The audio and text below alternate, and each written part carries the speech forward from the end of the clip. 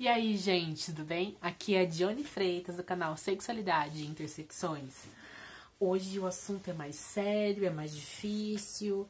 Eu gostaria de falar sobre esse momento histórico que a militância, né, LGBTI está passando no país. É hoje que a gente vai escolher o futuro presidente do país, ou às vezes um segundo turno. E independente se você é LGBTI ou você não pertence, você nasceu heterossexual, nasceu cisgênero e endossex, né, não é intersexo, é hoje que a gente está escolhendo. E infelizmente a gente sabe que tem pessoas que estão aí que já deram declarações muito complicadas em relação à nossa população, né? Infelizmente, por mais que a pessoa se diga que não é contra nós, isso eu não sei, eu não convivo com a pessoa, mas as suas declarações por si só mostram que tem algum ranço contra nós, e isso é muito triste.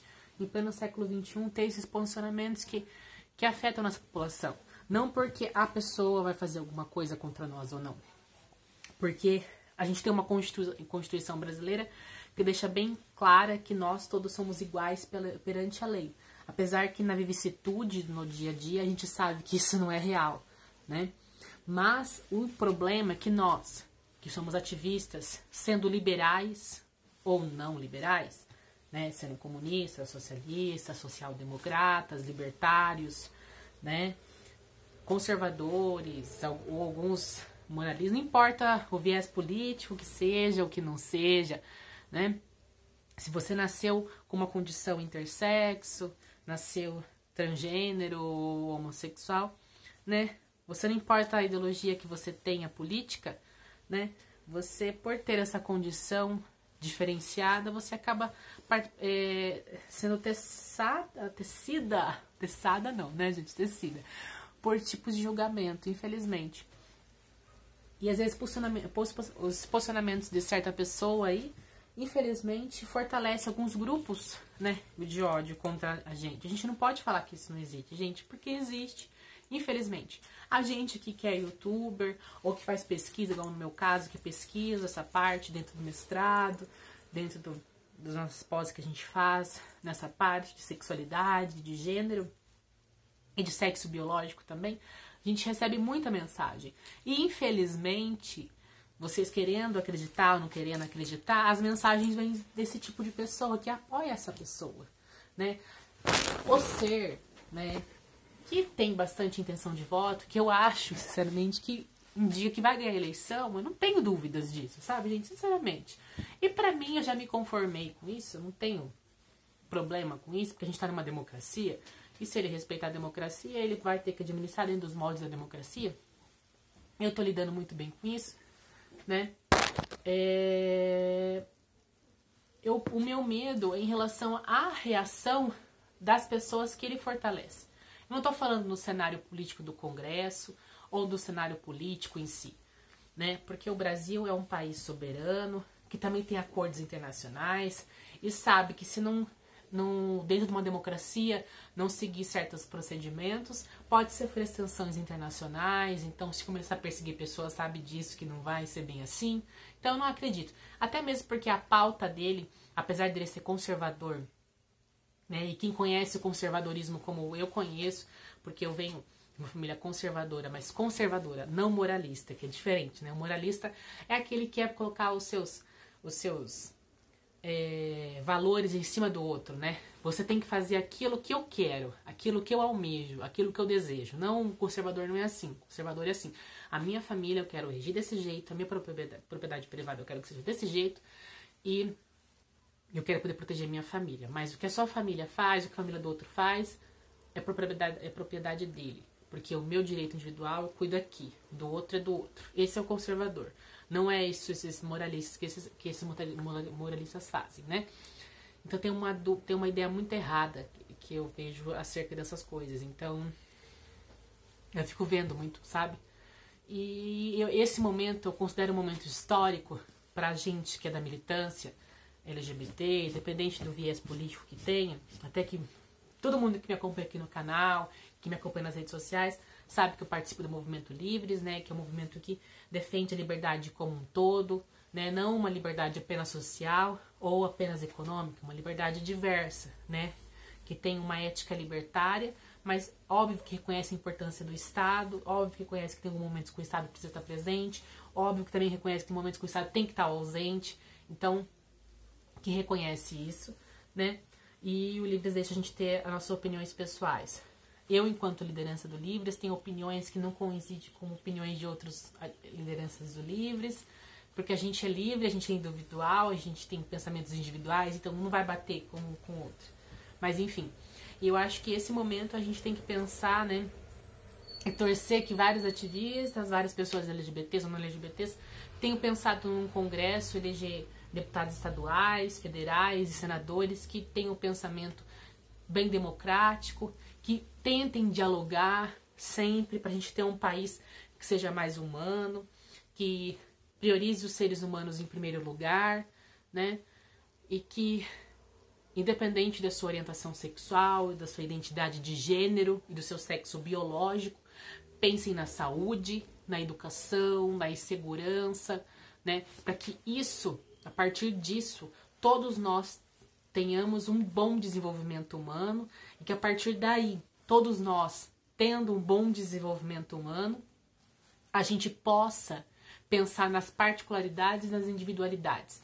Porque a partir que nós todos tenhamos um bom desenvolvimento humano, enquanto seres humanos, independente de nossas sexualidades e condições sexuais, condições étnicas e raciais, a gente possa pensar assim, não, todos nós estamos tendo acesso a essas condições, né? E agora, quais são os diferenciais e as particularidades de cada indivíduo? Então vamos pensar em políticas que contemplem esses grupos, essas pessoas, para ajudar, né, a inserir socialmente esses grupos. E daí, nesse momento, entra a sociedade civil, entra os movimentos sociais, que sempre foram importantes na história da humanidade, assim, recente, moderna, né, no caso, pleiteando, né, pressionando a sociedade para ela pressionar os políticos que elegeram, né, a fazer essas transformações. Eu não acho que vai ser no primeiro turno, eu não acho, né, mas como eu não sou dona da verdade, então não sei, né, só que se for que a gente tenha tido bons votos em relação ao legislativo, a gente busca o diálogo. Eu mesmo, quem me segue sabe que nas minhas redes sociais eu tenho desde pessoas conservadoras que me seguem, pessoas liberais, libertárias, passando por pessoas de centro, pessoas sociais-democratas, socialistas, comunistas, anarquistas e ANCAPs, né, os anarcocapitalistas. E eu consigo promover esse diálogo. Óbvio que sempre aparece gente de todas as linhas, né, que são radicais. Esses eu não consigo manter diálogo, daí eu acabo excluindo mesmo, porque eu não vou ficar sendo xingada à toa e sendo humilhada à toa. Né? Isso já fui muito durante toda a minha vida.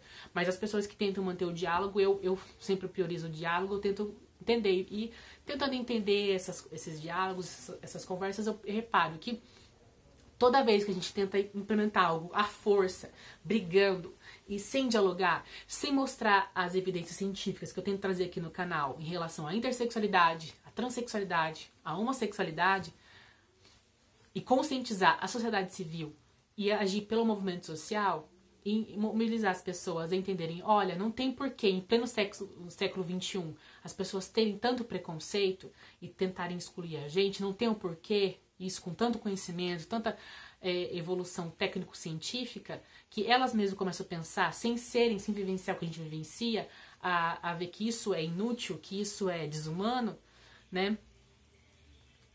Para que a sociedade muda, que elas mudem com as suas ações, isso não vai haver mudança. Se a gente forçar de cima para baixo, alimenta um ódio interno delas, porque, porra, eu não posso falar isso, porra, eu não posso fazer aquilo, porra, que coisa chata do caralho que eles não deixam fazer isso, não posso falar isso, não posso falar aquilo, que eles ficam com um ódio interno, que nesses momentos de crise que a gente está tendo, começa a aparecer esses discursos de ódio horrível. E a gente tenta impedir o discurso de ódio, que não adianta nada, não adianta nada. Daí que eles ficam mais fortes. A gente tem que aprender a dialogar, gente. Olha a situação que a gente criou, a gente polarizou as forças, e as pessoas estão se degladindo nas redes sociais, pessoalmente, a violência está aumentando. Então a gente tem que tentar dialogar. É óbvio que agora a gente tem que se defender, porque vai vir muita coisa pesada, e pelo que eu ando percebendo, as mensagens que eu ando recebendo também, dos extremos, tanto extremos de direita, o que a gente chama daqueles dos bolsominions, né, que ameaçam a gente de morte, que não são os mesmos pessoas que apoiam o Bolsonaro que eu converso de forma pacífica, que eu consigo ter diálogo, como pessoas que apoiam o Lula de forma extrema, que eu também recebo ameaça por tentar fazer esse diálogo, né, com pessoas que têm uma visão diferente. Eu recebo também, gente, eu tenho, por ter uma visão mais aberta e mais liberal, e mais tentar fazer esse diálogo com todos, eu também recebo críticas de ambos os lados. Então eu acho que nesse momento é um momento histórico para toda a nossa comunidade. E agora a gente tem que forçar o quê? O diálogo, né? E buscar, sentar, conversar e resolver os nossos conflitos. Senão, gente, vai sobrar pro lado mais fraco dos indivíduos. Vai sobrar para quem historicamente foi perseguido. Vai ser para nós. Então que fica essa dica pra gente, enquanto comunidade, enquanto pessoas que a gente sabe que historicamente fomos perseguidos, né, por sermos diferentes, por sermos a minoria, né, e apesar que a gente sabe que a minoria das minorias somos nós, os indivíduos, mas por nós sermos indivíduos diferentes dentro dos indivíduos, a gente sabe como que a coisa fica preta para o nosso lado. Então vamos pensar, gente, vamos tentar dialogar. E óbvio que se um dia a gente tiver o direito à autodefesa, vamos pleitear esse direito pra gente defender, porque a gente sabe que vai vir uma onda moralista. Não tô falando de conservadorismo, gente. Vamos procurar entender o que é conservadorismo, vamos procurar entender também o que é liberalismo, vamos procurar entender o que é socialismo. A gente pode conviver ideias socialistas, ideias liberais, ideias conservadoras. Tudo que não é radical a gente pode conviver sim. Tudo que é levado ao extremo não dá.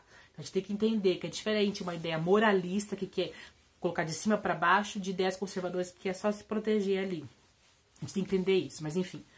A gente pode procurar se ajudar, se entender, né?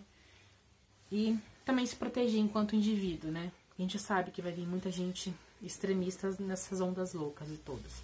Vamos procurar se respeitar, tá? E procurem ajuda, gente. Que acho que vai ter tempos bem difíceis agora. Só que a gente tá aqui, a gente precisa se unir enquanto indivíduos, enquanto pessoas, e procurar pessoas que estão dispostas a dialogar, sempre. Essa mensagem eu queria passar, não sei se eu falei tudo, se eu não falei nada, mas olha, gente, eu tô, assim, super ansiosa, ao mesmo tempo tranquila, ao mesmo tempo me conformando com todo esse cenário. Vários sentimentos que passam por mim, que eu vim da votação e queria falar isso com vocês, tá? Beijo. E é isso, gente. Tchau. Até mais.